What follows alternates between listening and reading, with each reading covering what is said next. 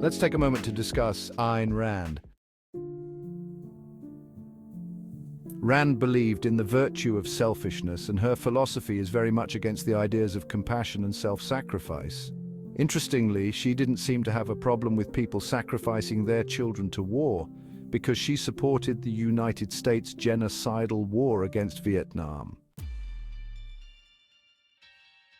She wasn't a very good person either. She had an affair with a fan of hers who was much younger and was very acrimoniously bitter towards him and his wife when she left him. In her diaries, she also praised serial killer William Hickman, who raped and dismembered a 12-year-old girl.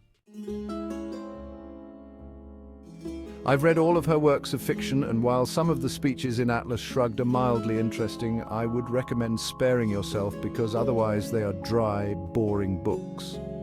Her novel Anthem is okay, but generally there are better works of dystopian fiction such as The Giver or The Hunger Games. At least 3 of them were made into movies, and they were just as bad as the books. In The Fountainhead, the protagonist grapes a woman. Her philosophy is psychopathic in many ways.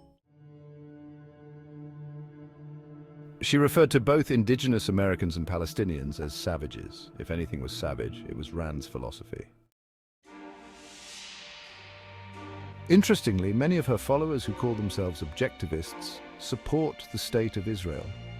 Oddly enough, she hated Reagan for his opposition to abortion rights, and many of her followers today oppose Trump. My theory on that is that they see themselves as uber-intellectuals and Trump as anti-intellectual.